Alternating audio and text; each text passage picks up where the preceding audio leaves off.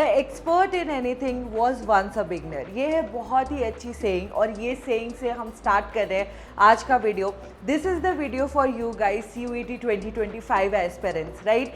2025 के एस्पेरेंट्स जो हैं CUET के, उन्हें सब कुछ जानना है कि मैम हमारे ये एग्ज़ाम क्या है, क्यों कंडक्ट करवाते हैं, आखिर इसका सिलेबस क्या है, मोड ऑफ एग्जामिनेशन क्या है। इतनी सारी न्यूज़ हम लोगों ने पढ़ ली है कि पूछे मत। और स्पेशली वो स्टूडेंट्स जो 12th क्लास में हैं अभी, तो उन्हें तो और ज़्यादा रश है। मैम अभी हमारे यूटीज चल रहे हैं, प्री बोर्ड्स का टेंशन है, और उसके ऊपर से CUET। तो हमें प्लीज़ एकदम सिंपल एंड फाइन लैंग्वेज में बता दीजिए कि आखिर ये है क्या, जिसको हम समझ सके। तो आज का वीडियो पूरा एंड तक देखिएगा to clear your all doubts. और लेट मी टेल यू, अगर इसको देखने के बाद भी आपको कोई भी डाउट सस्टेन रहते हैं तो let me know in the comment section, drop your doubts in the comment section and I'll make sure to make a detailed video about it। and आप उधर कमेंट बॉक्स में अगर आके डाउट करते भी हैं तो फिर I will answer you there as well, right. तो चलिए वीडियो स्टार्ट करते हैं। First is what is CUET, common university entrance test. This is the test जो कि इंट्रोड्यूस करा गया है आप सभी लोगों के लिए जो कि बैचलर्स प्रोग्राम में एडमिशन लेना चाहते हैं इन डिफरेंट डोमेन्स। दो हम लोगों के पास बहुत सारे कॉम्पिटिटिव एग्जाम्स ऑलरेडी हैं जो कि हम ग्रेजुएशन के बाद अपीयर करते हैं, जैसे कि आपको पता है UPSC, SSC and many other exams, right. But ये एग्ज़ाम आपके 12th के बाद देने के लिए है और सिमिलर पैटर्न अपना सस्टेन करता है जैसे कि और बड़े एग्जाम्स के साथ JEE और NEET के जैसे, राइट। बट वो स्पेसिफिक डोमेन्स में आपके एग्जाम्स होते हैं। अगर आपको बीटेक इंजीनियरिंग परस्यू करनी है तब आप JEE में अपीयर करते हैं, एंड अगर आपको मेडिसिन सेक्टर में जाना होता है तब आप NEET में अपीयर करते हैं। But CUET is for all. आपके जितने भी बाकी के एग्ज़ाम्स हैं, वेदर इट इज़ BSc के सारे प्रोग्राम्स एंड ऑनर डिग्री, और आर्ट्स की, ह्यूमैनिटीज़ के इतने सारे डाइवर्स क्राइटेरियाज, या फिर कॉमर्स के सारे programmes and honours degrees are covered in this exam only and only. तो आपको ये एग्ज़ाम के बारे में मैंने बताया कि व्हाट इज़ CUET, राइट। अब आपके दिमाग में एक क्वेश्चन होगा कि व्हाई इज CUET, आखिर CUET हमें देना क्यों इंपॉर्टेंट है मैम, हम लोग ऐसे ही क्यों नहीं एडमिशन ले सकते हैं। तो लेट मी टेल यू कि this is a government initiative and this is a very very big exam, right. आप यकीन मानिए कि ये एक ऐसा एग्ज़ाम है जिसके अंदर हमें एक साल में 100% ग्रोथ ऑफ एप्लीकेंट्स देखने के लिए मिला है। 1 year it was 9 lakh and in the other year it was 19 lakh applicants। And तो आपके लिए ये एग्ज़ाम के बारे में जानना इसीलिए ज़रूरी हो जाता है क्योंकि आप इस एग्ज़ाम में अपीयर करेंगे तभी आपको 240+ से 300 यूनिवर्सिटीज़ के अंदर एडमिशन लेने का मौका मिलेगा, जो कि सेंट्रल, डीम्ड, प्राइवेट और स्टेट यूनिवर्सिटीज़ हैं। तो आप ही बताइए कि क्या इतनी सारी यूनिवर्सिटीज़ जिस एग्ज़ाम में पार्टिसिपेट कर कर अपने स्टूडेंट्स को एडमिशन देना चाहती हैं, तो वो यूनिवर्सिटी, वो एग्ज़ाम आपके लिए आखिर कितना ज़रूरी हो गया है, राइट। तो this was the answer for your question कि why you should give CUET after 12th, right. Next question पे चले तो आप पूछते हैं कि ma'am what is the scheme of the examination, आखिर स्कीम क्या है एग्जामिनेशन का। तो let me tell you this examination is divided into 3 domains, right. First is your language, second is your domain subjects and third is your GT।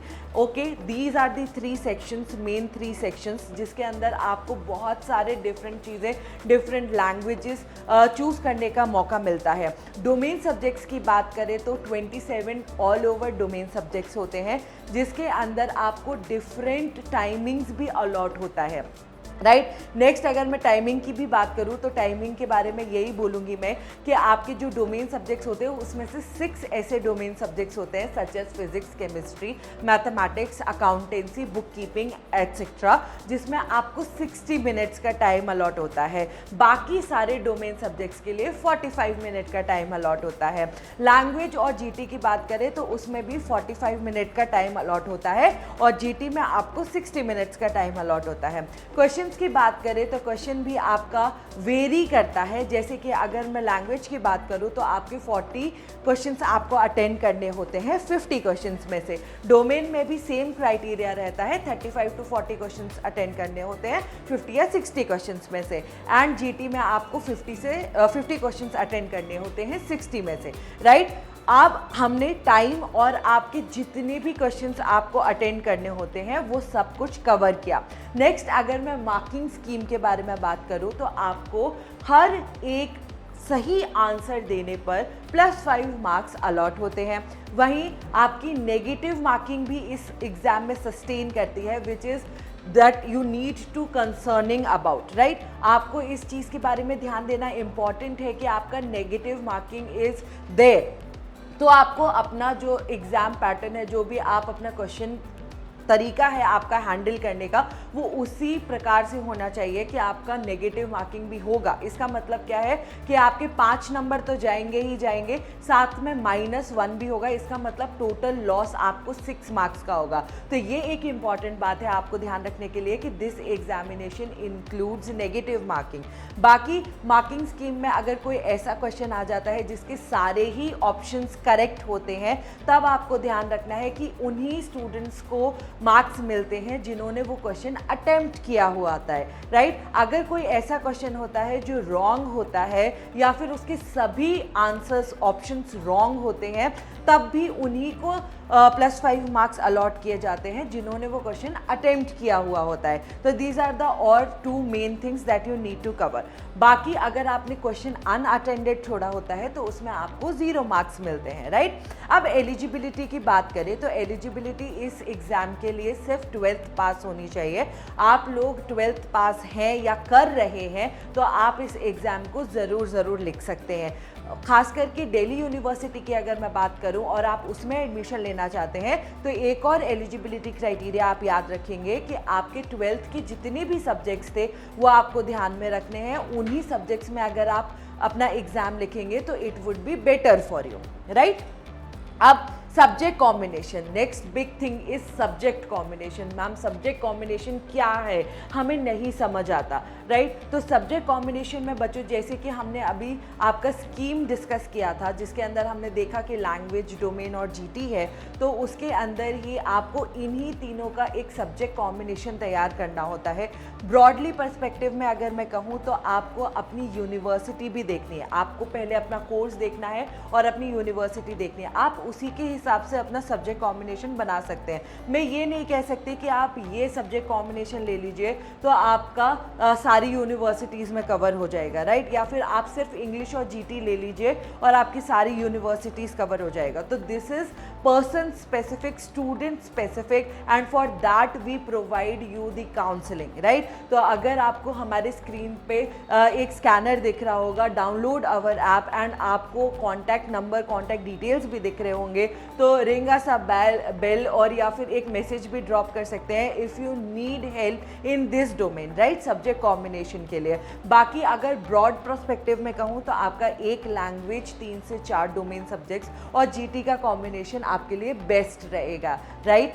अब last बात करेंगे syllabus के बारे में। The last thing is syllabus, जिसमें आपको ये देखना है कि आप साइंस के स्टूडेंट हैं, आर्ट्स के स्टूडेंट हैं या कॉमर्स के स्टूडेंट हैं, right. Syllabus plays a very important role. Why I am saying this, because you are the 12th class students अगर जो देख रहे हैं और जो 12th पास भी हैं, तो उन लोगों को ये ध्यान देना है कि आपने जो बोर्ड्स में अपने सिलेबस पढ़ा है उसमें से बहुत सारा ऐसा सिलेबस है जो डिडक्ट हो गया है या फिर हम लोगों ने नहीं पढ़ा था 12th क्लास में, राइट, या नहीं पढ़ेंगे 12th क्लास में।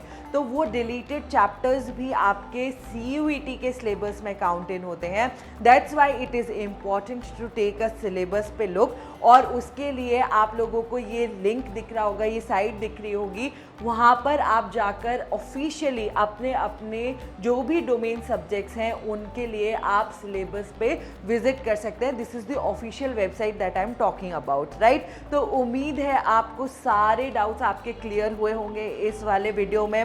ऑल ओवर वीडियो अगर एक और भी चाहिए और डिटेल इन्फॉर्मेशन चाहिए तो let me know in the comment section and I will make sure कि भाई आपको जितना डिटेल में हो सके उतना डिटेल में I will explain this exam to you, right. बाकी चीज़ों के लिए let us know, drop us a text and download our app for more such content. Thank you.